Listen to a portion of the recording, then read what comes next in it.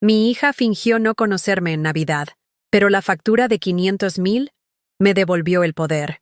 Nunca imaginé que las manos que me negaron serían las mismas que firmaron mi nombre sin permiso. Hoy, yo voy a contarte algo que nunca pensé que contaría. Y si tú, por un segundo, sientes que esto parece familiar, solo pido que dejes un like y te suscribas. Vas a ayudarme a continuar desahogándome. Son las 5 de la mañana en Guadalajara, y mis manos arrugadas ya están amasando la masa para los tamales navideños. El vapor del nixtamal se eleva desde la olla de barro que heredé de mi madre, y el aroma del chile guajillo se mezcla con el café de olla que hierve en la estufa. Me llamo Carmen Esperanza Morales, tengo 67 años, y durante los últimos 30 años, cada Navidad ha sido una sinfonía de sacrificios silenciosos que nadie en mi familia parece escuchar. Mis dedos, hinchados por la artritis pero aún hábiles, envuelven cada tamal con la precisión de quien ha repetido este ritual miles de veces.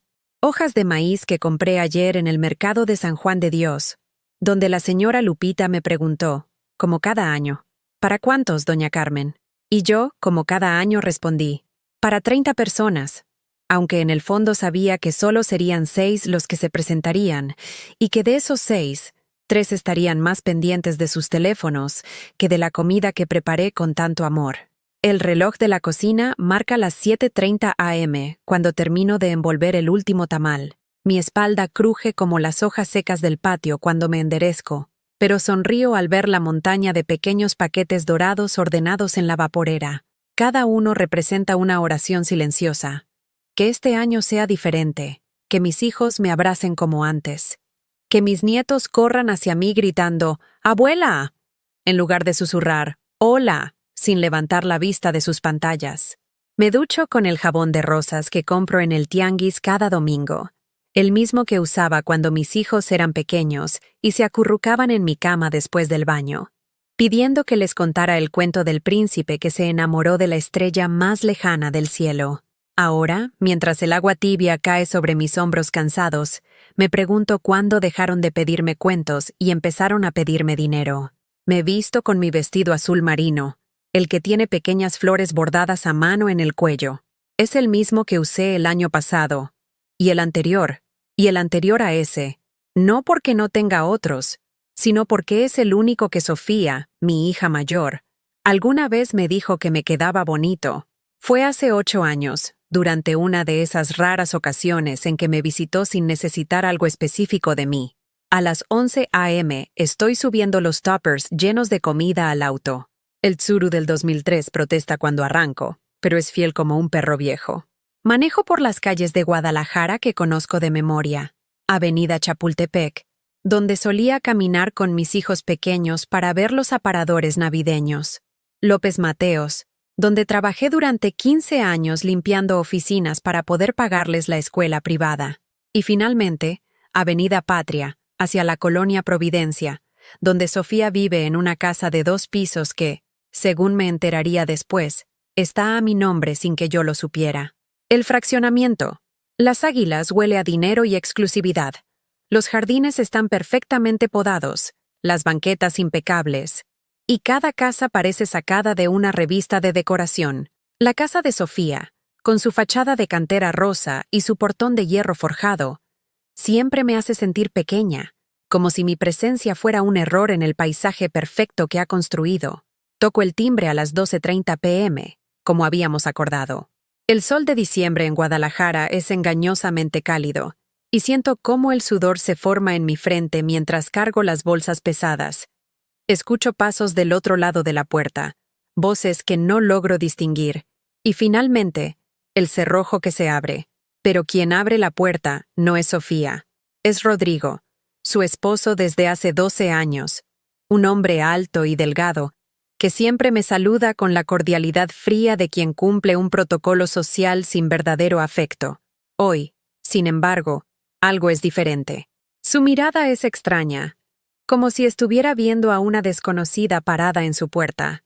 «Disculpe, ¿en qué puedo ayudarla?», me dice, con una sonrisa forzada que no llega a sus ojos. Siento un frío extraño en el estómago, como cuando el médico te mira de esa manera que significa que las noticias no van a ser buenas. Soy Carmen, la mamá de Sofía. Vengo para la cena navideña. Respondo, sosteniendo las bolsas como evidencia de mi identidad, como si la comida que preparé fuera mi documento de identidad familiar. Rodrigo frunce el ceño, y por un momento veo algo que parece genuina confusión en sus ojos. Gira la cabeza hacia el interior de la casa y grita, «Amor, hay una señora aquí que dice que es tu mamá. ¿Tú tienes mamá?» El tiempo se detiene. Las bolsas se sienten súbitamente más pesadas en mis manos. El sol ya no calienta mi espalda, sino que me quema como una lupa cruel, enfocando toda la humillación en un punto específico de mi pecho, justo donde late mi corazón quebrado. Y entonces escucho la voz de Sofía, mi niña, mi sangre, la que amamanté durante 2 años y llevé en brazos cuando tuvo neumonía a los 5 años. Su voz llega clara y fría desde la sala. No sé quién será. Tal vez se equivocó de casa. Dile que aquí no vive nadie con ese nombre. Las bolsas resbalan de mis manos y caen al piso con un ruido sordo. Los tuppers se abren y la salsa roja de los tamales se derrama sobre el concreto como sangre. Rodrigo me mira con una mezcla de pena y incomodidad, y por un segundo creo ver un destello de vergüenza en sus ojos. «Lo siento, señora. Debe haber algún error», murmura, empezando a cerrar la puerta. Me agacho a recoger los contenedores derramados, mis manos temblando como hojas en el viento. «Perdón», susurro, aunque no sé exactamente por qué me disculpo. ¿Por existir? ¿Por haber venido? ¿Por haber pasado 3 días cocinando para fantasmas? Camino de regreso al auto como sonámbula. Las luces navideñas del fraccionamiento parpadean alegres, burlándose de mi dolor. Una familia pasa caminando, riéndose, y el padre lleva a su pequeña hija en los hombros. Ella le grita, «¡Papá, papá!», con la alegría pura de quien sabe que es amada sin condiciones. Dentro del auto, con el motor apagado y las manos sobre el volante, permito que las lágrimas caigan por primera vez. No lloro como en las películas, con sollozos dramáticos. Lloro como lloran las mujeres de mi generación, en silencio, tragándome el dolor para que nadie más tenga que cargar con él. Esa noche no pegué el ojo. Me quedé sentada en el borde de mi cama, aún con el vestido azul puesto, abrazando el delantal manchado de chile y masa. El silencio de mi casa en la colonia Ferrocarril se sentía diferente, más pesado, como si las paredes hubieran absorbido toda la humillación del día y ahora me la devolvieran multiplicada. Miré las fotografías en mi buró. Ahí estaba Sofía a los 5 años, con sus trenzas despeinadas y una sonrisa chimuelo, abrazándome después de que le curé una rodilla raspada. A los 15, en su graduación de secundaria, llorando de felicidad porque había sacado el primer lugar de su generación. A los 25, el día de su boda, susurrándome al oído, «Gracias, mamá, por todo», mientras me apretaba la mano. ¿En qué momento esa niña que me adoraba se convirtió en la mujer que me negó como si fuera una extraña? Recordé la primera vez que Sofía me pidió dinero prestado. Tenía 28 años y acababa de terminar la carrera de administración que yo pagué vendiendo quesadillas afuera de la preparatoria Politécnico durante 5 años. Cada peso que ganaba con esas quesadillas grasientas iba directo a sus colegiaturas, sus libros, sus uniformes. Yo comía frijoles con tortilla para que ella pudiera almorzar en la cafetería de la universidad, como sus compañeros. «Mamá, necesito 50,000 pesos para el enganche de un departamento», me había dicho esa tarde de marzo, sentada en mi misma cocina donde ahora reflexionaba sobre mi dolor. Es una oportunidad única. Si no lo tomo ahora, se me va a escapar. Yo no tenía 50,000 pesos, ni siquiera tenía 5,000, pero al día siguiente estaba en el banco, hipotecando la casa que mi difunto esposo Eduardo y yo habíamos tardado 20 años en pagar. La casa donde crié a mis hijos, donde Eduardo murió de cáncer en mis brazos, donde cada rincón guardaba recuerdos de una familia que creía sólida e indestructible. Es solo temporal, mamá. En 6 meses te devuelvo todo con intereses, había prometido Sofía, besándome la frente con esa sonrisa que siempre derretía mi resistencia. 6 meses se convirtieron en 2 años. 2 años se convirtieron en mamá. Estoy pasando por una mala racha. Y luego, simplemente, Dejó de mencionarse el tema, como si esos 50,000 pesos hubieran sido un regalo que yo había estado obligada a dar sin esperar nada a cambio. Después vino Diego, mi hijo menor, mi bebé eterno, como le decía cuando era pequeño y se escondía detrás de mis faldas cada vez que llegaban visitas. Diego, que nunca pudo mantener un trabajo más de 6 meses, que siempre tenía una nueva idea de negocio que requería solo una pequeña inversión inicial de mi parte. Mamá, voy a poner una taquería, me había dicho hace 3 años, con esa energía contagiosa que siempre me hacía creer que esta vez sí funcionaría. Solo necesito 80,000 para el equipo y el local. Va a ser el mejor negocio de la colonia. Vendí los aretes de oro que Eduardo me regaló en nuestro 20º aniversario. Vendí la televisión nueva que había comprado con tanto esfuerzo. Vendí hasta el anillo de compromiso. Ese círculo pequeño pero brillante que representaba los únicos 2 años verdaderamente felices de mi matrimonio, antes de que las responsabilidades y los hijos nos convirtieran en compañeros de supervivencia más que en amantes. La taquería de Diego duró 4 meses. Es que la gente no sabe apreciar la calidad. Había sido su explicación mientras yo limpiaba con mis propias manos los trastes grasientos y las parrillas oxidadas que quedaron de su sueño fallido. Y así, año tras año, cada emergencia de mis hijos se convertía en mi emergencia. Cada crisis financiera de ellos significaba otro pedazo de mi patrimonio vendido, hipotecado o regalado. Cuando Sofía se embarazó de Alejandra, mi nieta, necesitó dinero para el parto privado porque los hospitales públicos son horribles, mamá. Cuando Diego se accidentó en su motocicleta, yo pagué la clínica y los meses de rehabilitación porque tú sabes que no tengo seguro. Pero lo que más me dolía no era el dinero. Era la forma en que, poco a poco, había dejado de ser su madre para convertirme en su cajero automático. Las llamadas solo llegaban cuando necesitaban algo. Las visitas se reducían a encuentros incómodos donde yo fingía no darme cuenta de que revisaban mi casa con ojos de tasador, calculando qué más podrían pedirme la próxima vez. Recordé el último cumpleaños de Alejandra, mi nieta de 12 años.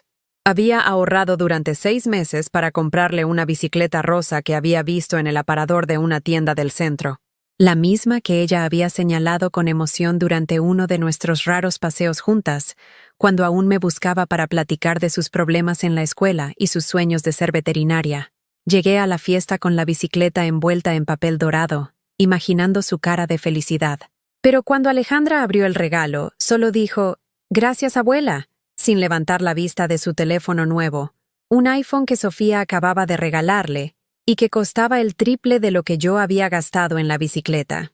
«Mamá, ya no está en edad para bicicletas», me había susurrado Sofía al oído, con esa sonrisa condescendiente que usaba cuando quería hacerme sentir antigua y fuera de lugar. Ahora los niños prefieren la tecnología. Esa noche, al llegar a casa, guardé la bicicleta rosa en el cuarto de Trevejos, donde todavía está, acumulando polvo junto con todos mis otros intentos fallidos de comprar el amor de mi familia. Me levanté de la cama y caminé hasta la cocina. Necesitaba un té de manzanilla para calmar el nudo en el estómago que se había apoderado de mí desde la tarde. Mientras esperaba que hirviera el agua, miré el calendario en la pared. Mañana era 26 de diciembre, el día después de Navidad.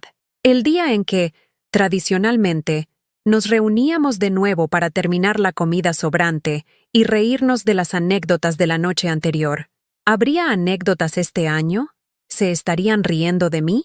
¿Estarían contando la historia de la señora loca que llegó con comida diciendo que era la mamá de Sofía?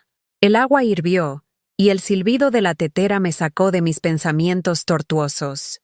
Preparé mi té y me senté en la mesa de la cocina, la misma donde había consolado a Sofía cuando su primer novio la dejó, donde había ayudado a Diego con las tareas de matemáticas que nunca entendía, donde había planchado uniformes y preparado lonches durante años interminables de maternidad dedicada. Fue entonces cuando vi el sobre blanco debajo de la puerta principal. No había estado ahí cuando llegué. Alguien lo había deslizado mientras yo estaba perdida en mis recuerdos dolorosos. Me acerqué con pasos vacilantes y lo recogí. Mi nombre estaba escrito en letras grandes. Señora Carmen Esperanza Morales. El logotipo del banco estaba impreso en la esquina superior derecha, y el peso del sobre sugería documentos importantes en su interior. Con manos temblorosas, abrí el sobre. Adentro había una carta oficial y varios documentos que al principio no entendí. Palabras técnicas, números enormes, referencias a propiedades y hipotecas. Pero conforme leía, una realidad horrible empezó a tomar forma frente a mis ojos. La casa de Sofía, esa mansión en Las Águilas donde me habían humillado esa misma tarde, estaba registrada a mi nombre. Había una hipoteca de 500,000 pesos que yo supuestamente había firmado hace 8 meses, y los pagos estaban atrasados desde hacía 3 meses. Según estos documentos, yo debía 500,000 pesos por una casa en la que nunca había vivido, que nunca había visto por dentro, y cuya existencia solo conocía por las raras ocasiones en que visitaba a mi hija. El té se me enfrió en las manos mientras leía una y otra vez los papeles, esperando que las palabras cambiaran, que se reorganizaran en algo que tuviera sentido. Pero no cambiaban. Mi firma estaba ahí, al final de cada documento, una firma que yo no recordaba haber puesto nunca. No dormí esa noche. Me quedé en la mesa de la cocina hasta que el sol empezó a filtrarse por las cortinas descoloridas, leyendo una y otra vez esos documentos malditos que habían llegado como cuervos mensajeros de mi propia destrucción. Cada vez que cerraba los ojos, veía mi firma al pie de cada página, esa letra que conocía tan bien pero que no recordaba haber trazado jamás. A las 7 de la mañana, marqué al banco. La operadora me puso en espera durante 20 minutos con esa musiquita insoportable que parece diseñada para quebrar la paciencia de los deudores. Cuando finalmente me atendieron, una voz joven y desinteresada me confirmó lo que ya sabía, pero no quería aceptar. Sí, señora Morales.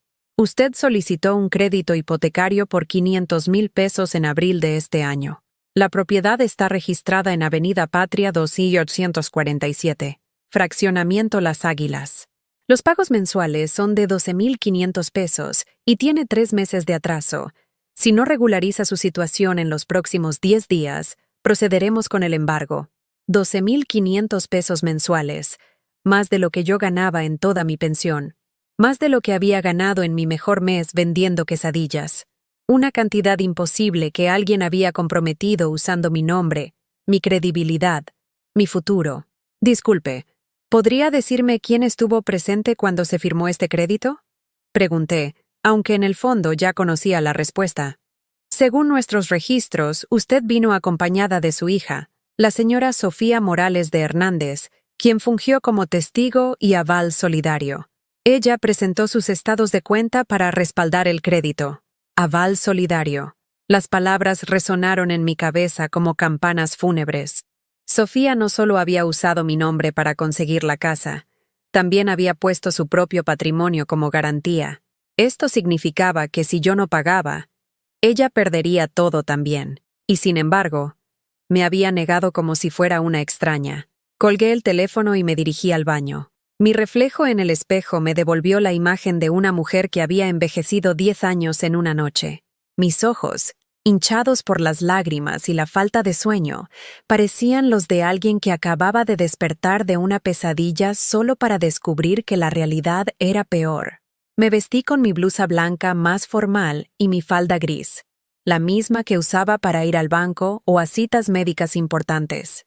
Si iba a enfrentar a mi hija, quería hacerlo con la dignidad intacta, aunque por dentro me sintiera completamente destrozada. El camino hacia Las Águilas se me hizo eterno. Cada semáforo, cada vuelta, cada calle familiar me acercaba a una confrontación que había estado evitando toda mi vida. Yo era de esas madres que preferían tragarse los reclamos antes que crear conflictos, que sonreían cuando querían llorar, que decían, ¿está bien?, cuando nada estaba bien. Pero 500,000 pesos no se pueden tragar. Una casa a mi nombre no se puede ignorar. Una traición de esta magnitud no se puede perdonar con sonrisas y silencios.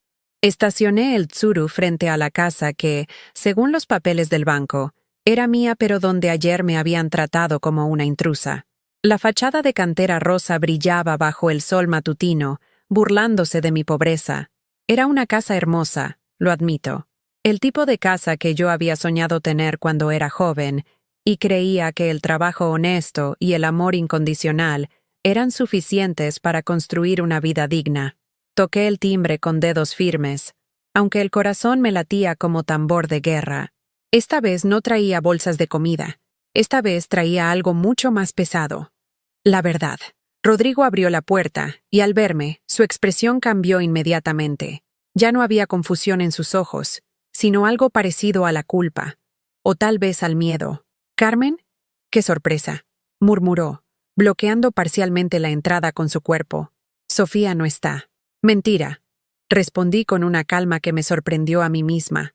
«Su coche está en la cochera y puedo escuchar la televisión en la sala. Necesito hablar con ella. Ahora». Rodrigo vaciló por un momento, claramente sopesando sus opciones. Finalmente se hizo a un lado, pero su postura corporal irradiaba incomodidad. Entré por primera vez a la casa que supuestamente era mía. El interior era aún más impresionante que la fachada. Pisos de mármol, muebles de diseñador, una escalera de caracol que subía al segundo piso como en las películas de Hollywood. Todo pagado con mi nombre, mi crédito, mi firma fantasma. Sofía estaba en la sala, recostada en un sofá de cuero beige que probablemente costaba más que mi casa entera. Llevaba una bata de seda azul y tenía una taza de café en las manos. Al verme, se incorporó bruscamente, derramando parte del café sobre su bata. «¿Qué haces aquí?», me preguntó con una voz que intentaba sonar autoritaria pero que traicionaba su nerviosismo. Saqué los documentos del banco de mi bolsa y los arrojé sobre la mesa de centro de cristal, donde aterrizaron con un ruido seco que resonó por toda la sala. «Eso es lo que vengo a preguntarte a ti», respondí, señalando los papeles. «¿Qué haces viviendo en una casa que está a mi nombre? ¿Qué haces firmando documentos con mi identidad? ¿Qué haces debiendo 500,000 pesos que yo tendré que pagar?» Sofía miró los documentos sin tocarlos, como si fueran serpientes venenosas que pudieran morderla. Su rostro palideció, pero rápidamente se recompuso y adoptó esa expresión de superioridad que había perfeccionado a lo largo de los años. «Mamá, no hagas un drama innecesario», dijo con el tono condescendiente que usaba cuando quería minimizar mis preocupaciones. «Fue solo una formalidad. Necesitábamos el crédito, y mi sueldo solo no era suficiente para calificar. Rodrigo es contador independiente y sus ingresos son irregulares.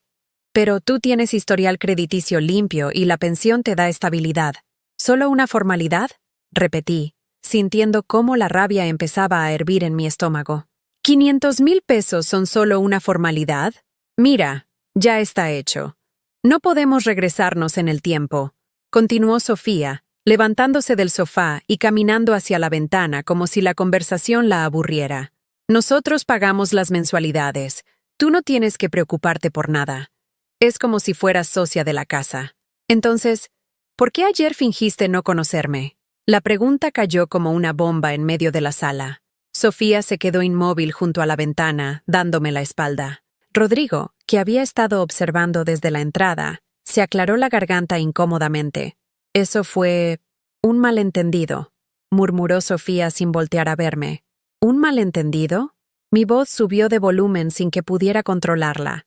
«¿Tu esposo preguntando si tienes madre es un malentendido? ¿Tú diciéndole que no sabes quién soy es un malentendido?». Finalmente se volteó hacia mí, y en sus ojos vi algo que nunca había visto antes. Desprecio puro. No tristeza, no culpa, no arrepentimiento. Desprecio. «¿Quieres que te diga la verdad, mamá?». Su voz se volvió fría como el hielo. Rodrigo tenía invitados importantes ayer, clientes potenciales de su despacho, gente educada, con dinero, con clase. No podía presentarte como mi madre frente a ellos. El mundo se detuvo. Las palabras flotaron en el aire como dagas afiladas, cada una encontrando su blanco en mi corazón ya destrozado. «¿Y por qué no? Porque mira cómo te vistes. Porque hablas como gente de barrio. Porque llegas con toppers de plástico y tortillas de comal. Porque eres embarazosa, embarazosa». La palabra se clavó en mi alma como un clavo oxidado. Yo, que había trabajado 18 horas diarias para darle una educación. Yo, que había vendido mis joyas para que pudiera estudiar en escuelas privadas. Yo, que había sacrificado mis sueños para que ella pudiera cumplir los suyos. Era embarazosa. Los invitados preguntaron por qué había una señora mayor con comida en la puerta. Continuó Sofía, con una crueldad que parecía liberar años de resentimiento contenido. Tuve que inventar que era una vecina confundida. No podía decirles que era mi madre porque simplemente no encajas en mi vida actual. Rodrigo se movió incómodamente, claramente deseando estar en cualquier otro lugar, pero no dijo nada para defender a la mujer que había ayudado a financiar su estilo de vida de clase media alta. Me quedé ahí parada, en medio de esa sala lujosa que técnicamente era mía, pero en la que me sentía como una intrusa, procesando el hecho de que mi propia hija se avergonzaba de mí, que prefería negarme antes que admitir de dónde venía. ¿Cómo había llegado hasta donde estaba? Entiendo, dije finalmente, con una voz que sonaba extrañamente calmada para todo el caos que se desataba en mi interior. Entiendo perfectamente. Y sí entendía. Entendía que durante años había sido útil solo por mi dinero, mi capacidad de resolver emergencias, mi disposición a sacrificarme sin hacer preguntas. Pero socialmente, emocionalmente, era un estorbo que había que esconder cuando llegaba la gente importante. Recogí los documentos de la mesa y los guardé en mi bolsa. Sofía me observaba con una mezcla de alivio y cautela, probablemente esperando que me fuera sin hacer más escándalos. Solo quiero que sepas algo, le dije mientras caminaba hacia la puerta. Esta casa está a mi nombre. Según la ley, yo soy la propietaria legal, y los 500,000 pesos de deuda también son míos, así que vamos a tener que resolver esto de una manera o de otra. La expresión de alivio en el rostro de Sofía se transformó inmediatamente en preocupación. ¿Qué quieres decir con eso? Quiero decir que ya no soy tu madre embarazosa que se traga todo en silencio. Ahora soy tu acreedora. Y eso, hija mía, cambia completamente las reglas del juego. Los siguientes días fueron como vivir en el ojo de un huracán. Mi teléfono no paraba de sonar, pero ya no eran las llamadas esporádicas de siempre pidiendo dinero o favores. Ahora era pánico puro del otro lado de la línea. Sofía me llamó a las 6 de la mañana del día siguiente, con una voz quebrada que no había escuchado desde que era niña y se despertaba por pesadillas. Mamá, por favor, necesitamos hablar. Ven a la casa. Te voy a explicar todo. No, respondí con una firmeza que me sorprendió. Si quieres hablar conmigo, vienes tú a mi casa, como hacías cuando eras pequeña y necesitabas que te consolara. Hubo un silencio largo del otro lado. Sofía no estaba acostumbrada a que le dijera que no. En 35 años de vida, creo que había sido la primera vez que no cedí inmediatamente a sus demandas. Está bien, voy para allá. Llegó una hora después, pero no sola. Venía con Rodrigo y con Diego, mi hijo menor. Aparentemente habían tenido una junta familiar de crisis, y yo era el problema que necesitaban resolver entre todos. Los tres se sentaron en mi pequeña sala como un tribunal, con esas caras graves que pone la gente cuando va a explicarte por qué lo que sientes está mal y lo que ellos hicieron está justificado. Diego, mi bebé eterno, tomó la palabra primero. A sus 32 años, seguía teniendo esa cara de niño desvalido que usaba cuando quería manipular mis emociones. Mamá, Sofía me contó lo que pasó ayer. Creo que estás exagerando las cosas. Ella solo quería protegerte. ¿A protegerme? La palabra salió de mi boca como una carcajada amarga. ¿Protegerme de qué? De la gente de su trabajo. Intervino Rodrigo, ajustándose las gafas como si estuviera a punto de dar una conferencia. Son personas muy sofisticadas. No habrían entendido tu forma de ser. Sofía solo quería evitarte una situación incómoda. Ahí estaba otra vez. Mi forma de ser. Como si ser auténtica, sencilla, trabajadora, fuera un defecto del que había que proteger a otros. ¿Y usar mi nombre para comprar una casa sin decirme? ¿Eso también era para protegerme? Los tres intercambiaron miradas. Sofía se aclaró la garganta y adoptó ese tono de voz que usaba cuando quería parecer razonable y madura. Mamá, escúchame bien. El crédito estaba disponible y nosotros lo necesitábamos. Tú tienes buen historial crediticio, pero no necesitas una casa así. Era lógico que pusiéramos la propiedad a tu nombre. Sin preguntarme. Sabíamos que dirías que sí. Siempre dices que sí a todo lo que te pedimos. La frase me golpeó como una bofetada. Tenían razón. Siempre decía que sí, pero nunca me habían dado la oportunidad de decir que no a algo tan grande como esto. Diego se inclinó hacia adelante, tomando mis manos entre las suyas con esa ternura calculada que había perfeccionado desde niño. Mamita, mira, yo sé que te sientes herida, pero piénsalo bien. Ahora técnicamente tienes una casa en la mejor zona de la ciudad. Es como si fueras millonaria. Una casa con una deuda de 500,000 pesos que yo tengo que pagar. Pero nosotros pagamos las mensualidades, insistió Sofía. O sea, pagábamos. Hemos tenido algunos problemas financieros últimamente, pero ya se van a resolver. ¿Algunos problemas financieros? Saqué los estados de cuenta que había pedido al banco esa mañana. Llevan 3 meses sin pagar. 3 meses en los que yo no sabía nada de esta deuda que está a mi nombre. Rodrigo suspiró con esa paciencia exagerada que usan los adultos cuando tienen que explicar algo obvio a un niño lerdo. Carmen, entiendo tu confusión, pero legalmente todo está en orden. Tu firma está en los documentos. El crédito fue aprobado porque tú lo solicitaste. No hay nada ilegal aquí. ¿Mi firma? Me levanté del sillón, sintiendo cómo la sangre se me subía a la cabeza. ¿Cuándo firmé yo esos documentos?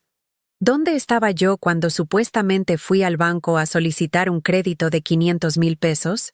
Los tres se quedaron callados. Era la primera vez que alguien me preguntaba directamente sobre el proceso, y ellos no tenían una respuesta preparada para esa pregunta tan simple. Te llevamos al banco, murmuró finalmente Sofía. Fuiste con nosotros. ¿Cuándo? En abril, un sábado por la mañana. Cerré los ojos, tratando de recordar. Abril. ¿Qué había pasado en abril? Y de repente lo recordé. La supuesta emergencia médica de Alejandra, mi nieta. Me dijeron que Alejandra estaba en el hospital. Susurré. Más para mí misma que para ellos. Dijeron que tenía apendicitis y que necesitaba cirugía urgente. Me pidieron que los acompañara a firmar unos papeles del seguro médico. El silencio que siguió fue tan denso que podría haberse cortado con cuchillo. Diego evitó mi mirada. Rodrigo se quitó las gafas y las limpió obsesivamente. Sofía se mordía el labio inferior como cuando era niña y sabía que había hecho algo malo. No había ninguna emergencia médica. Continué, sintiendo cómo las piezas del rompecabezas se acomodaban en mi mente.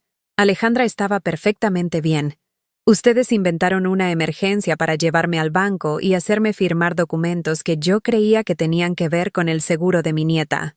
Mamá, empezó Diego, pero lo interrumpí. ¿Dónde está Alejandra ahora? ¿Sabe ella que sus padres usaron su nombre para estafarme? No fue una estafa, explotó Sofía, perdiendo finalmente la compostura. Fue una estrategia financiera. Todos salimos ganando. Todos. ¿Cómo salgo ganando yo teniendo una deuda que no puedo pagar? Porque ahora eres propietaria de una casa que vale el doble de lo que debemos. Una casa en la que no puedo vivir porque me avergüenzo de mí misma. Las palabras salieron con más dolor del que había planeado. Los tres se quedaron callados otra vez, pero esta vez había algo diferente en el ambiente. Algo parecido a la culpa. Fue entonces cuando tocaron la puerta. Diego fue a abrir y regresó con Alejandra, mi nieta de 12 años. Llevaba su uniforme de secundaria y una mochila rosa que yo le había regalado el año anterior. ¡Abuela!, gritó al verme, corriendo hacia mí con esa espontaneidad que solo los niños conservan. Se colgó de mi cuello y me dio un beso en la mejilla. ¡Qué bueno que estás aquí!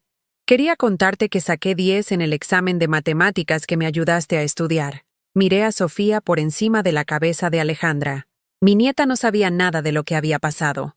Para ella, yo seguía siendo simplemente su abuela, que la ayudaba con las tareas, y le compraba regalos con el dinero que no tenía. Alejandra, ve a hacer tu tarea, le dijo Sofía con una voz tensa. Los adultos estamos hablando de cosas importantes. ¿Puedo quedarme con la abuela? Hace mucho que no la veo. No, mijita, ve a tu cuarto. Alejandra se alejó arrastrando los pies, claramente decepcionada. Cuando desapareció por el pasillo me volví hacia mis hijos. Esa niña me ama de verdad, dije en voz baja. Es la única persona en esta familia que no me ve como un cajero automático o como una vergüenza social. Mamá, no digas eso, murmuró Diego. Nosotros también te queremos. ¿Me quieren? ¿O quieren mi dinero, mi casa, mi crédito, mi capacidad de resolver sus problemas? Las dos cosas no son mutuamente excluyentes, dijo Rodrigo con esa lógica fría que usaba para justificar lo injustificable. Ah, ¿no? Entonces demuéstrenlo. Vendan la casa, paguen la deuda, y vamos a ver si todavía me buscan para algo que no sea dinero. Sofía se puso de pie bruscamente. No vamos a vender la casa. Es nuestro patrimonio. Trabajamos años para conseguirla. Con mi nombre y mi crédito. Pero con nuestro esfuerzo. Con nuestros sacrificios. La palabra sacrificios, saliendo de la boca de mi hija, me provocó una risa que sonó más como un gruñido de animal herido. ¿Sacrificios? ¿Quieres hablar de sacrificios? Yo vendí mis aretes de boda para pagar tu carrera. Vendí el anillo de compromiso de tu papá para el negocio fallido de Diego. Hipotequé la casa donde murió tu padre para darte el enganche de tu primer departamento. Trabajé vendiendo quesadillas bajo el sol de Guadalajara para que pudieras almorzar en la cafetería de la universidad, como tus amigos ricos. Mi voz se hacía más fuerte con cada palabra. Años de resentimiento silencioso saliendo finalmente a la superficie. Yo conozco los sacrificios, hija. Lo que ustedes hicieron no fue un sacrificio. Fue un robo con mi firma falsificada y mi confianza traicionada. Diego intentó intervenir otra vez. Mamá, entendemos que estés molesta, pero podemos arreglar esto. Podemos hacer un plan de pagos, podemos... No, lo interrumpí. Ya no van a decidir por mí qué es lo que podemos hacer. Ya no van a usar mi nombre sin mi permiso. Ya no van a avergonzarse de mí cuando les conviene y usarme cuando me necesitan. Me dirigí hacia la puerta, indicándoles que la conversación había terminado. Tienen una semana para decidir qué van a hacer con esa deuda. Si no, yo voy a tomar mis propias decisiones legales. ¿Nos estás amenazando?, preguntó Sofía con incredulidad. No, hija. Les estoy avisando. Hay una diferencia. Los tres salieron de mi casa con caras de confusión y pánico. Era la primera vez en sus vidas que mamá no había cedido, que no había absorbido el problema, que no había dicho, «Está bien, no se preocupen». Cuando cerraron la puerta, me quedé sola en mi sala, rodeada del silencio que antes me parecía vacío, pero que ahora se sentía lleno de posibilidades. Por primera vez en años, había puesto límites. Por primera vez en mi vida, había dicho no a mis hijos. Y aunque me dolía el corazón, también sentía algo que no había experimentado en décadas: respeto por mí misma. La semana que siguió fue la más extraña de mi vida. Por primera vez en décadas, mi teléfono permanecía en silencio. Nadie me llamaba para pedirme dinero prestado, para que cuidara a los nietos, para que resolviera alguna emergencia doméstica. Era como si hubiera desaparecido del mapa familiar, y esa ausencia me producía una mezcla contradictoria de alivio y melancolía. El lunes por la mañana hice algo que no había hecho en años. Me quedé en la cama hasta las 9, no porque estuviera enferma o deprimida, sino porque simplemente no tenía ninguna obligación urgente esperándome. Nadie había llegado la noche anterior a dejar nietos para que los cuidara mientras ellos resolvían unos asuntos. Nadie me había despertado con llamadas de emergencia a las 5 de la mañana. Me preparé un café con calma, usando la cafetera de émbolo que había comprado hace 2 años, pero que nunca había tenido tiempo de estrenar, porque siempre estaba corriendo para resolver las crisis de otros. El café sabía distinto cuando no lo tomabas deprisa, cuando podías saborearlo mientras mirabas por la ventana los colibríes que visitaban las bugambilias del patio. A las 10, caminé hasta el centro de Guadalajara. Hacía meses que no iba al centro sin una misión específica: comprar medicinas para alguien, pagar algún servicio que mis hijos no podían costear, buscar algún regalo para cumpleaños que ellos habían olvidado.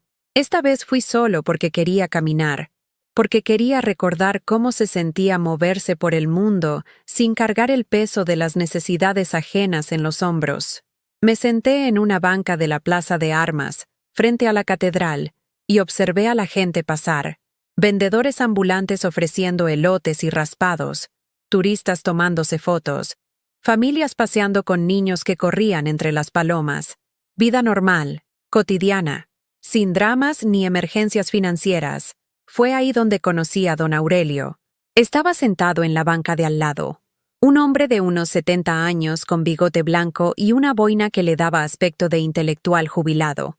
Leía un periódico y de vez en cuando murmuraba comentarios sobre las noticias, aparentemente para sí mismo. Estos políticos, refunfuñó al leer algo que lo molestó. Prometen el cielo y la tierra, pero solo saben robar. Me reí sin querer. El comentario me había recordado a mi difunto esposo Eduardo, que tenía la misma costumbre de discutir con el periódico como si los periodistas pudieran escucharlo. ¿Le da risa la corrupción, señora?, me preguntó don Aurelio con una sonrisa que indicaba que no estaba realmente molesto. Me da risa que usted hable con el periódico igual que hacía mi esposo, respondí. También peleaba con las noticias todas las mañanas. Es que uno se indigna, explicó, doblando el periódico y guardándolo en una bolsa de tela. Aunque ya no sirva de nada indignarse a esta edad. Conversamos durante 1 hora sobre todo y nada. Me contó que era contador jubilado, que había enviudado hace 5 años, que sus hijos vivían en Estados Unidos y lo visitaban una vez al año por compromiso más que por cariño. Yo le conté que también era viuda, pero omití los detalles sobre mis hijos. Por alguna razón, no quería cargar a un extraño con mis problemas familiares. ¿Sabe qué es lo que más extraño de estar casado?, me preguntó mientras comprábamos elotes a un vendedor que pasó cerca de nuestras bancas. ¿Qué? Las discusiones tontas. Mi esposa y yo nos peleábamos por las cosas más estúpidas. Si había que regar las plantas en la mañana o en la tarde, si el pollo se cocinaba mejor en el horno o en la estufa, si había que ver las noticias antes o después de cenar. Pensé que cuando ella muriera iba a extrañar los besos y los abrazos, pero lo que más extraño son esas peleas absurdas que hacían que cada día fuera impredecible. Sus palabras me tocaron algo profundo en el pecho. Eduardo y yo también habíamos tenido esas discusiones insignificantes que ahora, en retrospectiva, parecían el lujo de una vida compartida auténticamente. Mis hijos nunca pelean conmigo, le dije sin pensarlo. Siempre están de acuerdo en todo. Siempre me dicen que sí a todo. Eso suena sospechoso, respondió don Aurelio con perspicacia. La gente que nunca pelea contigo por las cosas pequeñas generalmente es porque está esperando que les des algo grande. La observación me pegó como un puñetazo al estómago. Tenía razón. Sofía y Diego nunca discutían conmigo sobre opiniones, gustos, decisiones cotidianas. Aceptaban mis puntos de vista, mi comida, mis regalos, mi ayuda, con una docilidad que ahora me daba cuenta que era estratégica más que afectuosa. ¿Usted qué opina del perdón?, le pregunté de repente. Don Aurelio masticó pensativo un grano de elote antes de responder. Opino que el perdón sin justicia es complicidad, y que la justicia sin perdón es venganza. Hay que encontrar el equilibrio. ¿Y si no hay justicia posible? Entonces hay que crearla uno mismo. Pero eso es más difícil porque requiere valentía. Nos despedimos intercambiando números de teléfono. No porque tuviéramos planes específicos, sino porque había algo reconfortante en saber que existía alguien en el mundo con quien podía tener una conversación honesta, sin agenda oculta. Esa noche, por primera vez en años, cené algo que había comprado solo para mí. No sobras de comida preparada para otros. No algo rápido porque tenía que salir corriendo a resolver una emergencia. Compré un filete pequeño pero de buena calidad. Lo cociné con ajo y hierbas y me serví una copa del vino que había estado guardando para una ocasión especial que nunca llegaba. Comí despacio, saboreando cada bocado, escuchando música clásica en la radio. Afuera llovía suavemente, y el sonido de las gotas contra las ventanas creaba una sinfonía perfecta para una cena en soledad que no se sentía solitaria sino pacífica. Después de cenar, hice algo que no había hecho en décadas. Llamé a una amiga. Esperanza y yo habíamos sido íntimas durante los primeros años de matrimonio, pero gradualmente nos habíamos distanciado cuando mis responsabilidades familiares empezaron a consumir todo mi tiempo libre. Ella me había invitado a reuniones, comidas, salidas de chicas, pero yo siempre tenía que declinar porque alguno de mis hijos necesitaba algo urgente. ¿Carmen? ¿Eres tú? Su voz sonaba genuinamente sorprendida cuando contestó el teléfono. Sí, soy yo. Sé que hace mucho que no hablamos, pero... Ay, qué gusto escucharte. Justo ayer estaba pensando en ti. ¿Cómo has estado? Conversamos durante 2 horas. Me contó sobre su nieto que acababa de graduarse de ingeniero, sobre el viaje que había hecho a Oaxaca con sus amigas del club de lectura, sobre la clase de pintura que había empezado a tomar los martes. ¿Y tú qué tal? ¿Cómo están Sofía y Diego? Por primera vez en mi vida, no mentí sobre mis hijos. No los defendí. No minimicé sus fallas. No inventé versiones idealizadas de nuestras relaciones. La verdad, Esperanza, no muy bien. Estoy pasando por una situación difícil con ellos. Le conté todo. La casa, la deuda, la negación en Navidad, la firma falsificada, el desprecio. Esperanza escuchó sin interrumpir, sin juzgar, sin ofrecer consejos baratos. Carmen, me dijo cuando terminé de hablar, ¿puedo decirte algo que tal vez no quieras escuchar? Dime, esto que te está pasando es horrible, pero también es una oportunidad. Una oportunidad de recuperar tu vida antes de que sea demasiado tarde. ¿Qué quieres decir? Quiero decir que tienes 67 años, no 97. Todavía tienes tiempo para vivir de verdad, para ti misma, para tus propios sueños, pero solo si tienes el valor de defender esos sueños. Esa noche dormí profundamente por primera vez en semanas, sin el teléfono en la mesita de noche, sin estar pendiente de llamadas de emergencia, sin preocuparme por qué problema tendría que resolver al día siguiente. El miércoles tomé una decisión que cambiaría todo. Fui al banco, pero no para averiguar sobre la deuda. Fui para abrir mi propia cuenta de ahorros, separada de cualquier cuenta que compartiera con mis hijos. Deposité mi pensión completa, sin reservar ni un peso para las emergencias familiares que siempre surgían. Después fui a un despacho de abogados que don Aurelio me había recomendado. La licenciada Martínez era una mujer de unos 40 años, con una oficina modesta pero ordenada, llena de libros de derecho y plantas que evidenciaban que alguien se tomaba el tiempo de cuidarlas. Señora Morales, me dijo después de revisar todos los documentos que le llevé, lo que le hicieron tiene nombre legal, fraude documentario y abuso financiero familiar. Es un delito, y usted tiene derecho a defenderse. ¿Qué opciones tengo? Varias. Puede denunciar penalmente a su hija por usar su identidad sin autorización. Puede solicitar la nulidad de la hipoteca por vicio en el consentimiento. Puede exigir que le transfieran la propiedad real de la casa que ya está a su nombre legalmente. O puede negociar una solución extrajudicial.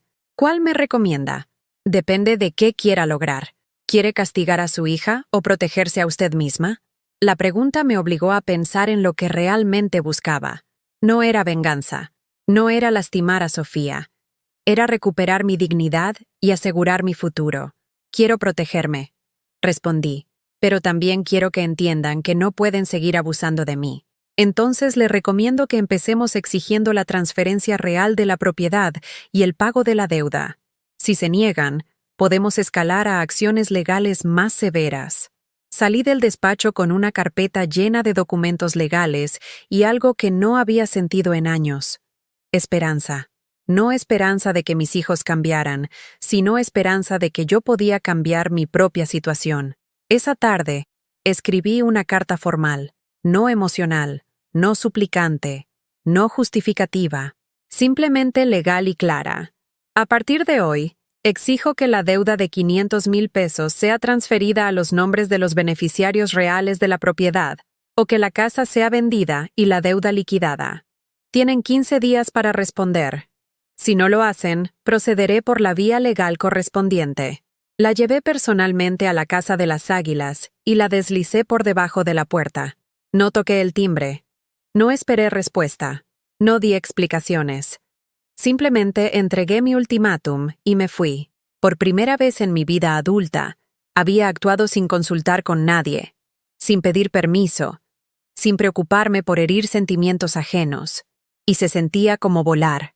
Los 15 días pasaron como una cuenta regresiva hacia una explosión que todos sabíamos que venía, pero nadie quería enfrentar.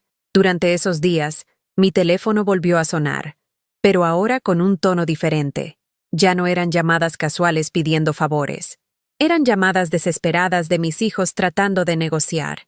de minimizar, de encontrar una manera de que todo volviera a ser como antes. «Mamá, no puedes hablar en serio», me decía Diego cada 2 días, con esa voz de niño que usaba cuando quería ablandarme. «Somos familia. Las familias no se demandan entre sí. Las familias tampoco se estafan entre sí», le respondía yo, manteniendo un tono calmado que me sorprendía incluso a mí. Sofía intentó una estrategia diferente. Me mandó flores con una tarjeta que decía: «Para la mejor mamá del mundo. Te amo. Hablemos». Como si una docena de rosas pudieran borrar meses de pagos atrasados y años de humillación acumulada. Pero fue Rodrigo quien finalmente llamó el día 14, un día antes de que venciera mi ultimátum. «Carmen, necesitamos resolver esto de manera civilizada. Ven mañana a la casa a las 6 de la tarde. Vamos a tener una reunión familiar completa para llegar a un acuerdo». «¿Una reunión familiar completa?» «Sofía, Diego, yo y Alejandra también. Queremos que nuestra hija escuche esto directamente de ti, para que entienda las consecuencias de lo que estás haciendo». El cinismo de usar a Alejandra como escudo emocional me produjo una rabia fría que se asentó en mi estómago como plomo derretido. Pero acepté ir. No porque tuviera intención de ceder, sino porque quería que todos escucharan de mi boca, claramente y sin posibilidad de malentendidos, que la época de Carmen, la solucionadora, había terminado para siempre. Llegué a las Águilas exactamente a las 6. Esta vez no traía tuppers con comida, ni regalos para mi nieta, ni la sonrisa nerviosa que había sido mi uniforme familiar durante décadas. Traía una carpeta con documentos legales y una resolución que se había solidificado en mi pecho como concreto armado. Rodrigo me abrió la puerta con una cortesía forzada que no logró ocultar su nerviosismo. En la sala me esperaban todos. Sofía en el mismo sofá de cuero donde me había llamado embarazosa, Diego en el sillón individual y Alejandra acurrucada en un rincón con cara de confusión absoluta. «Abuela», me dijo mi nieta al verme, «¿es cierto que ya no nos quieres?». La pregunta me atravesó como una navaja. Miré a Sofía, que tenía la decencia de verse incómoda, y entendí la estrategia.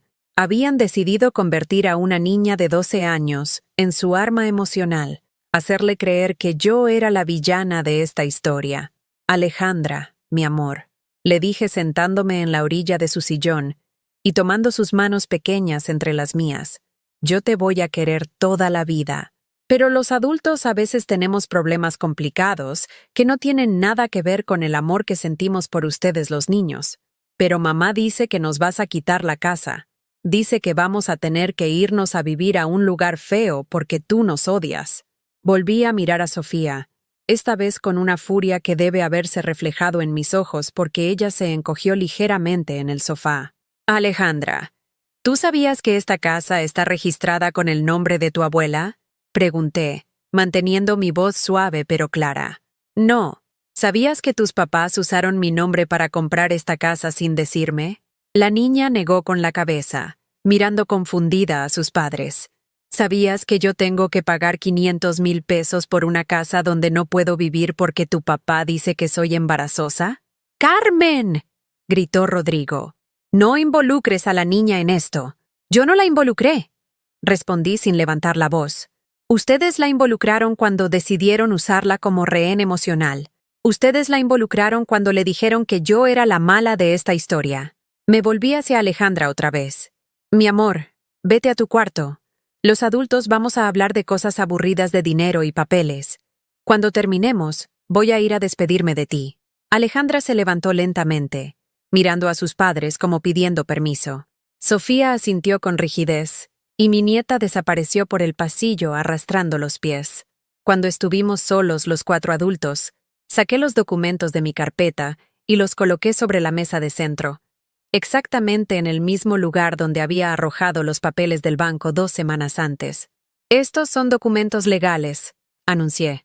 «Una demanda civil por fraude documentario y abuso financiero familiar. Está lista para presentarse mañana en el juzgado si no llegamos a un acuerdo esta noche». Diego se inclinó hacia adelante con las manos temblorosas. «Mamá, no puedes estar hablando en serio. ¿Vas a denunciar a tu propia familia?». «Diego, mi familia ya me denunció. Me denunció cuando usó mi nombre sin mi permiso. Me denunció cuando me mintió sobre una emergencia médica para engañarme. Me denunció cuando me negó delante de extraños. Pero eso fue diferente, murmuró Sofía. Nosotros no queríamos lastimarte. ¿No querían lastimarme? La pregunta salió como una risa áspera. Sofía, ¿tú sabes cuánto gano de pensión al mes? No sé, ¿8,000 pesos? 7,200. Y la mensualidad de esta casa son 12,500. Ustedes me comprometieron a pagar casi el doble de mis ingresos mensuales por una casa donde no puedo vivir. Si eso no es querer lastimarme, no sé qué sea. Rodrigo se ajustó las gafas nerviosamente. Carmen, entendemos tu molestia, pero podemos llegar a un arreglo. Podemos hacerte propietaria real de la casa. Puedes venir a vivir aquí con nosotros. ¿A vivir con ustedes? La proposición me pareció tan absurda que casi me río. ¿Con el hombre que le dice a su esposa que soy embarazosa? ¿Con la mujer que fingió no conocerme? ¿Como la abuela que vive de la caridad de sus hijos exitosos? No sería caridad, insistió Sofía. Sería justicia. La casa está a tu nombre. Tienes derecho a vivir en ella. Sofía, si yo quisiera vivir en una casa de 500,000 pesos, habría comprado una con mi propio dinero y mi propia firma. No necesito que ustedes me regalen migajas de lo que me robaron. El silencio que siguió fue tan tenso que podía cortarse con cuchillo. Los tres intercambiaron miradas como conspiradores que se quedaron sin opciones. Finalmente, Diego intentó el último recurso, el chantaje emocional directo. Mamá, si haces esto, va a ser el final de nuestra familia. Alejandra va a crecer sin abuela. Nosotros vamos a perder la casa. Tal vez el trabajo de Rodrigo se vea afectado por el escándalo.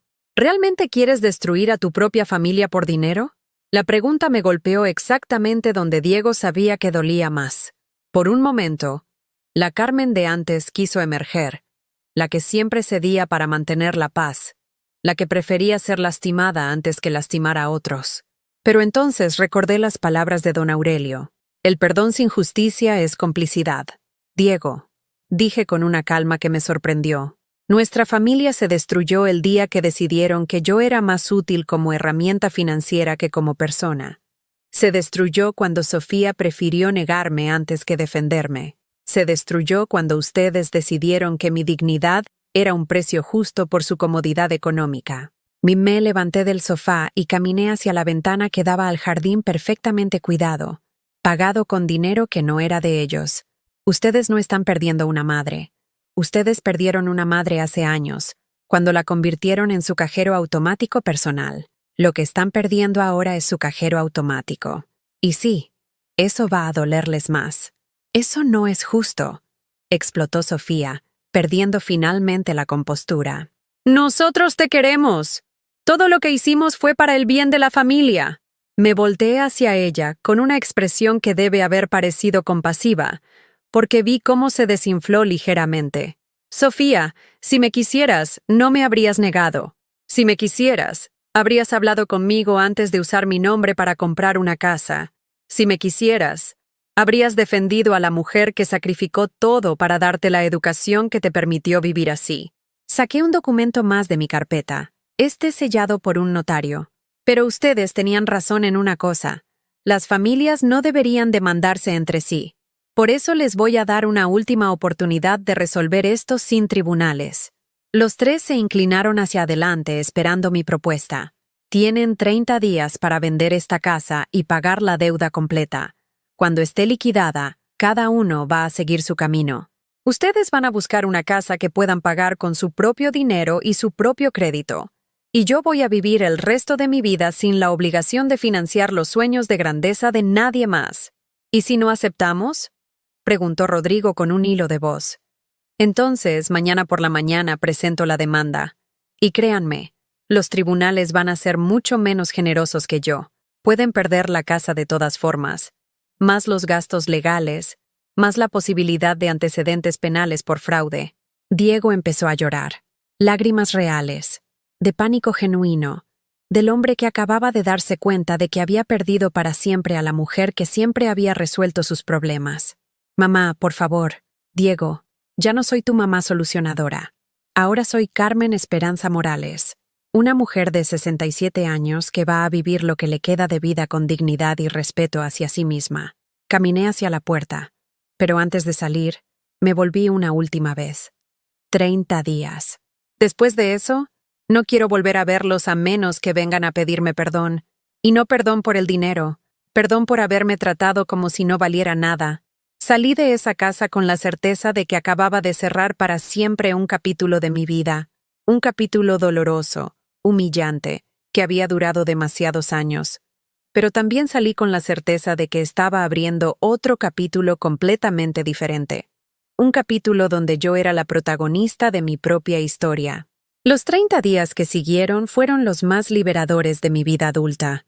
Por primera vez en décadas, me desperté cada mañana sin una lista mental de problemas ajenos que resolver, sin el peso invisible de las expectativas familiares presionando mis hombros antes de que mis pies tocaran el suelo. El primer cambio que hice fue en mi casa. Durante años había mantenido todo exactamente igual, como si fuera un museo de la maternidad eterna. El cuarto de Diego seguía con sus trofeos de fútbol de la secundaria y los pósters de equipos que ya ni existían. El de Sofía conservaba sus muñecas de porcelana y los libros de cuentos que leía cuando tenía 8 años. Era como si hubiera estado esperando que volvieran a ser niños, que regresaran a necesitar a su mamá de la manera pura y simple en que los niños necesitan a sus madres.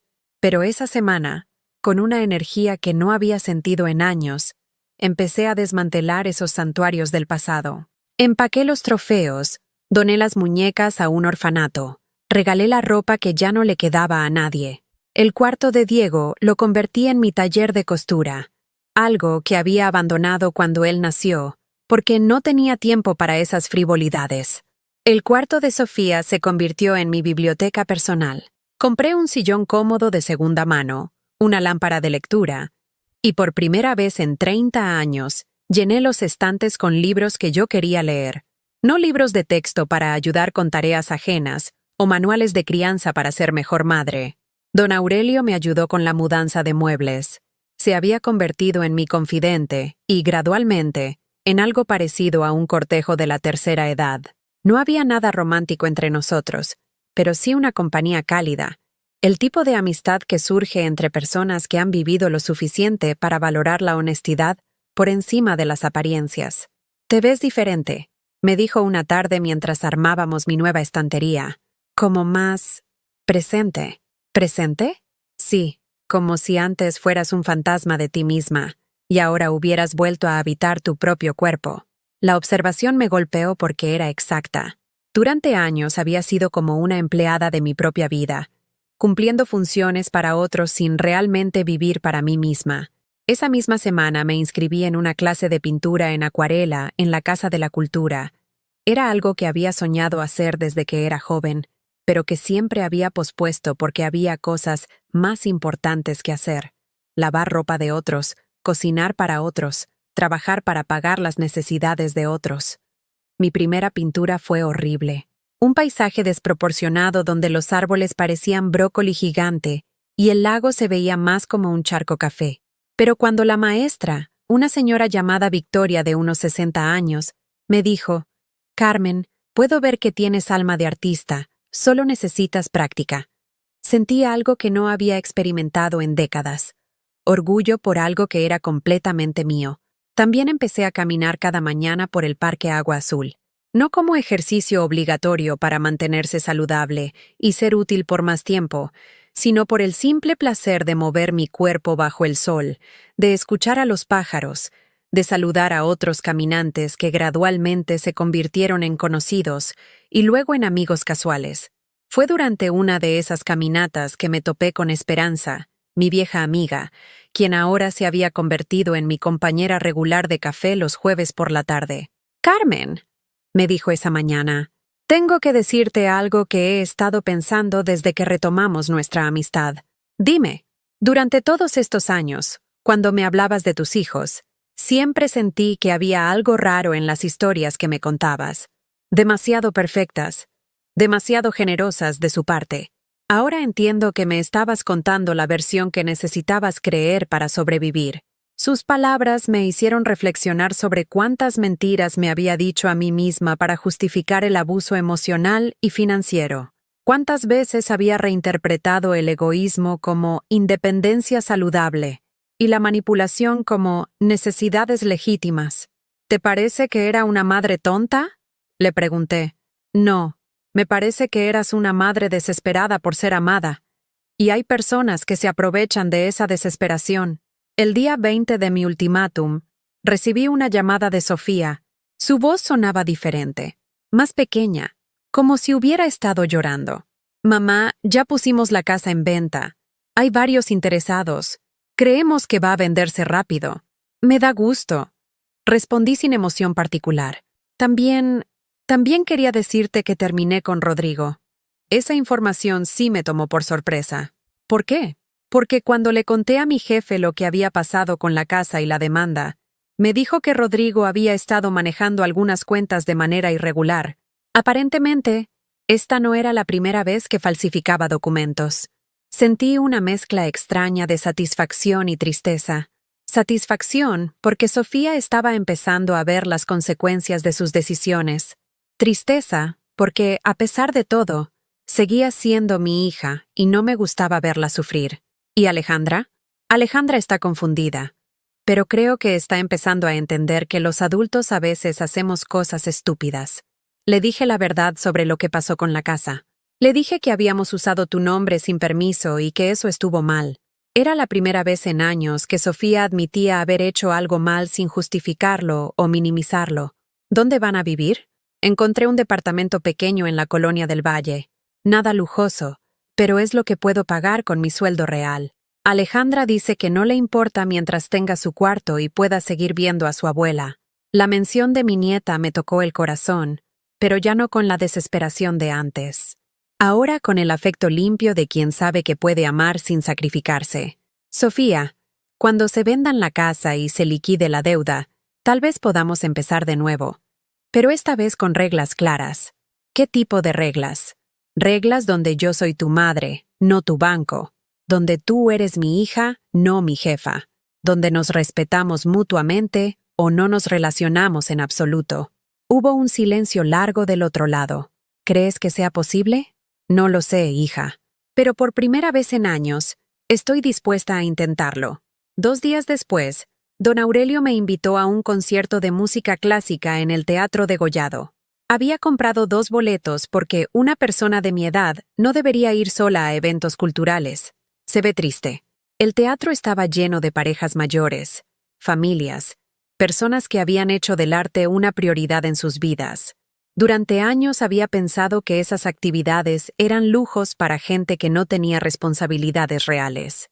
Pero sentada ahí, escuchando la 9ª Sinfonía de Beethoven, entendí que el arte no era un lujo, sino una necesidad del alma que había estado negándome durante décadas.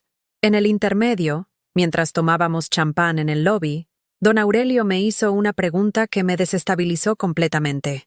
Carmen, ¿qué es lo que más quieres hacer ahora que tu vida te pertenece otra vez? La pregunta me quedó resonando porque me di cuenta de que no tenía una respuesta inmediata. Durante tanto tiempo había definido mis deseos en función de las necesidades de otros que había perdido contacto con mis propios sueños. No lo sé, admití. Es extraño no saberlo. No es extraño. Me tranquilizó. Es normal cuando has estado viviendo la vida de otros, pero ahora tienes tiempo para descubrirlo. Esa noche, llegué a casa con una sensación de posibilidad que no había experimentado desde que era joven y creía que el futuro estaba lleno de aventuras esperándome. Me serví una copa de vino, me senté en mi sillón nuevo de lectura y por primera vez en décadas me permití soñar sin límites prácticos. ¿Qué quería hacer? ¿Viajar? ¿Escribir? ¿Enseñar? ¿Empezar un pequeño negocio? ¿Tener una relación romántica a mi edad? ¿Adoptar un perro? ¿Mudarme a otra ciudad? Todas estas posibilidades flotaron en mi mente como globos de colores. Y por primera vez, ninguna de ellas venía acompañada de la pregunta, ¿pero qué van a decir mis hijos? O, ¿pero cómo voy a ayudarlos si hago esto? El día 28 sonó mi teléfono. Era Diego. Mamá. La casa ya se vendió. Mañana firmamos los papeles y se liquida la deuda. Todo va a quedar saldado. Me da mucho gusto. También quería pedirte disculpas. No por lo de la casa solamente, sino por todos estos años. Por haberte tratado como si fueras nuestro departamento de emergencias, en lugar de tratarte como nuestra madre. Las palabras me llegaron con un peso emocional que no esperaba. Era la primera vez que uno de mis hijos reconocía explícitamente el patrón de abuso que había definido nuestras relaciones. Te acepto las disculpas, Diego. Pero quiero que sepas que eso no significa que las cosas van a volver a ser como antes. Lo sé, y está bien. Creo que todos necesitamos aprender a vivir de manera diferente. Esa noche dormí con una tranquilidad profunda, sabiendo que al día siguiente sería oficialmente libre de la deuda que nunca debía haber tenido, pero también libre de algo mucho más pesado, la obligación de ser la madre sacrificial eterna. Al día siguiente, cuando los papeles estuvieron firmados y la deuda liquidada, hice algo completamente impulsivo. Fui a una agencia de viajes y compré un boleto de autobús a Puerto Vallarta para la semana siguiente. Iba a ir sola. Por primera vez en mi vida adulta, iba a viajar por puro placer, sin acompañar a nadie, sin cuidar a nadie, sin resolver problemas de nadie. Iba a ir a ver el Océano Pacífico y a recordar quién era Carmen Esperanza Morales antes de convertirse en la madre, la abuela, la solucionadora oficial de la familia. Iba a ir a encontrarme conmigo misma. 6 meses después, estoy sentada en la terraza de mi nuevo departamento en Puerto Vallarta, viendo el atardecer pintar el cielo de colores que jamás imaginé que existieran fuera de las pinturas. El Océano Pacífico se extiende hasta el infinito frente a mí, y las gaviotas giran en círculos perezosos sobre las olas que llegan mansamente a la orilla. No vine solo por una semana, como había planeado originalmente. Vine por una semana y me quedé para siempre. El departamento es pequeño pero luminoso, con una vista al mar que me regala un espectáculo diferente cada mañana y cada tarde. Lo renté con el dinero que ahorré durante todos esos años que creí que estaba ayudando a mis hijos, pero que en realidad estaba financiando mi propia humillación. Resulta que cuando no gastas tu dinero en resolver las crisis ajenas, el dinero se acumula más rápido de lo que imaginabas. Mi rutina matutina ahora incluye un café en esta misma terraza, mientras leo libros que elijo por placer y no por obligación educativa hacia nadie más. Después camino por la playa, recogiendo caracolas que uso para decorar el departamento, saludando a otros expatriados que, como yo, decidieron que no era demasiado tarde para empezar una vida nueva. Don Aurelio me visita cada 2 meses. Resulta que él también tenía ganas de aventura, y ahora hemos desarrollado una amistad que incluye viajes ocasionales a diferentes pueblos de la costa. No somos pareja en el sentido romántico, pero somos compañeros de vida en el sentido más puro. 2 personas que se eligieron mutuamente sin necesidad, solo por el gusto de compartir tiempo y experiencias. Hace 3 meses abrí un pequeño taller de artesanías en el mercado local. Vendo las acuarelas que he estado pintando obsesivamente desde que llegué aquí, junto con pulseras y collares que hago con las conchas que recojo en mis caminatas matutinas. No lo hago por dinero, aunque sorprendentemente se vende bastante bien entre los turistas. Lo hago porque finalmente encontré algo que es completamente mío, algo que nace de mi creatividad y no de mi capacidad de resolver problemas ajenos. Mi teléfono sigue sonando, pero ahora con un ritmo completamente diferente. Sofía me llama cada domingo, no para pedirme nada, sino para contarme cómo va su vida en el departamento pequeño de la Colonia del Valle. Ha aprendido a cocinar, algo que nunca había necesitado hacer cuando vivía en la casa grande con empleada doméstica pagada indirectamente por mí.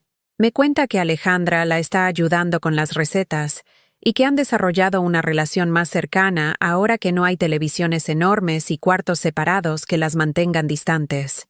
«Mamá», me dijo hace 2 domingos, «creo que por primera vez en mi vida adulta sé exactamente cuánto dinero tengo y cuánto dinero puedo gastar. Es extraño, pero liberador». Diego también me llama, aunque menos frecuentemente. Consiguió un trabajo estable en una tienda de autopartes, nada glamoroso pero constante.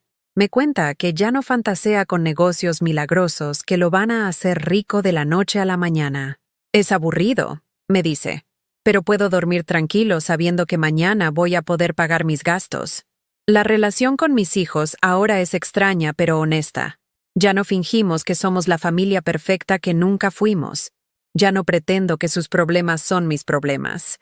Ni ellos pretenden que yo existo principalmente para solucionarles la vida.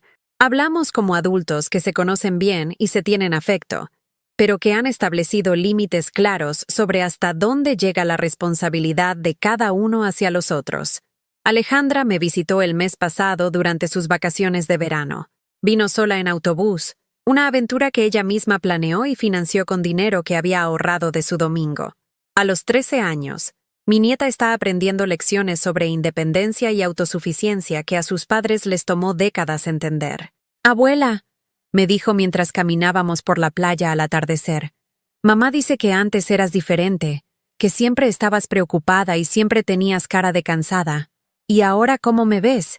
Ahora te veo como una persona completa, como si antes fueras solo la mitad de ti misma». La sabiduría de los niños siempre me ha asombrado, pero esa observación en particular me quedó resonando durante días. Alejandra había puesto en palabras algo que yo había sentido, pero no había sabido expresar. Durante décadas había sido solo una función, no una persona. Ayer recibí una carta de esperanza. Me escribió porque quería contarme que ella también había tomado una decisión importante. Se había inscrito en un curso de fotografía y estaba planeando un viaje sola a Europa el próximo año. «Tu ejemplo me inspiró», escribía. «Ver cómo una mujer de nuestra edad puede reinventarse completamente me dio permiso para soñar de nuevo. Es curioso cómo la libertad puede ser contagiosa. Mi decisión de vivir para mí misma no solo me cambió a mí, también les dio permiso a otras personas en mi vida para examinar sus propias decisiones y hacer cambios que habían estado posponiendo por miedo o por inercia. Esta mañana, mientras pintaba una acuarela del amanecer sobre la bahía, me llegó un recuerdo de aquella noche de Navidad que cambió todo. Me recordé parada en la puerta de la Casa de las Águilas, cargando tuppers de comida, siendo negada por mi propia hija. Recordé el dolor punzante en el pecho, la humillación, la sensación de que el mundo se me había acabado. Pero ahora, desde la perspectiva de estos 6 meses de libertad, entiendo que esa noche no fue el final de nada, fue el principio de todo. Esa humillación fue el empujón que necesitaba para despertar de una vida que no era mía, para salir de un papel que me había consumido hasta dejarme irreconocible para mí misma. Sin esa noche terrible, probablemente habría seguido siendo la madre cajero automático hasta el día de mi muerte, sacrificándome perpetuamente por personas que habían aprendido a verme como un recurso en lugar de como un ser humano. La vida me está enseñando que a veces las bendiciones llegan disfrazadas de tragedias, que a veces necesitas que te rechacen completamente para aprender a valorarte a ti misma, que a veces necesitas perder una versión de tu familia para ganar una versión más auténtica de ti misma. Ahora, cuando veo a turistas jóvenes paseando por la playa con sus familias, ya no siento envidia ni nostalgia por lo que no tuve. Siento gratitud por lo que tengo ahora. Tiempo, paz, creatividad, amistad genuina y, sobre todo, una relación honesta conmigo misma. El otro día, una señora mexicana de unos 50 años se acercó a mi puesto en el mercado. Había estado observando mis pinturas durante varios minutos y finalmente me preguntó cómo había aprendido a pintar tan bien. «Aprendí a los 67 años», le dije. «Nunca es demasiado tarde para empezar algo nuevo». «¿A los 67?» Su voz sonaba incrédula. ¿No se sentía ridícula aprendiendo junto a gente más joven? Al principio sí, admití. Pero después me di cuenta de que sentirse ridícula es mejor que sentirse vacía. La mujer compró una de mis acuarelas. Pero más importante, se quedó conversando conmigo durante 1 hora. Me contó sobre sus propios sueños postergados, sobre los sacrificios que había hecho por su familia, sobre el miedo que tenía de ser egoísta si empezaba a vivir para ella misma. ¿No se siente culpable?, me preguntó finalmente. ¿No extraña ser necesaria? La pregunta me hizo reflexionar sobre algo que había estado procesando durante estos meses. Yo creía que ser necesaria era lo mismo que ser amada, le respondí. Pero en realidad, ser necesaria por las cosas que puedes dar no es amor, es dependencia. El amor real no necesita nada a cambio. Cuando la señora se fue, me quedé pensando en esas palabras que habían salido de mi boca sin planearlas. Era una verdad que había aprendido viviendo, no leyendo. Esta tarde, mientras el sol se pone sobre el Pacífico y pinta el agua de colores dorados, siento una gratitud profunda por la mujer que fui y por la mujer en que me he convertido. La mujer que fui hizo posible que mis hijos tuvieran oportunidades que yo nunca tuve. Eso no fue un error, no fue tiempo perdido. Fue una elección que hice con amor, aunque ese amor no fuera correspondido de la manera que yo esperaba. Pero la mujer en que me he convertido ha aprendido que el amor hacia otros no puede existir completamente si no incluye amor hacia una misma, que ser una buena madre no significa desaparecer como persona, que dar todo no es virtud si te quedas sin nada. Mañana voy a empezar una nueva pintura. Una serie que he estado planeando sobre mujeres mayores redescubriendo su poder personal. Quiero capturar en acuarela esa expresión que vi en mi propio espejo la primera mañana que desperté en Puerto Vallarta. La expresión de alguien que ha vuelto a habitar su propio cuerpo, su propia vida, su propia historia.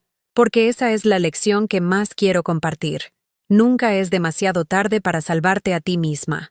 Nunca es demasiado tarde para decir no a lo que te lastima y sí a lo que te nutre. Nunca es demasiado tarde para ser la protagonista de tu propia vida, en lugar de ser solo el personaje de apoyo en las vidas de otros. ¿Alguna vez has vivido algo parecido a lo que te conté? ¿Conoces a alguien que ha sacrificado tanto por su familia que se perdió a sí misma en el proceso? Cuéntamelo en los comentarios. Y si esta historia te tocó el corazón, si te hizo reflexionar sobre tu propia vida, por favor dale like y suscríbete al canal. Tu apoyo ayuda a que estos mensajes lleguen a alguien que tal vez necesite escuchar que es posible empezar de nuevo, sin importar la edad que tengas o cuánto tiempo hayas estado viviendo para otros, porque todos merecemos ser libres, todos merecemos ser respetados, y todos merecemos vivir una vida que realmente sea nuestra.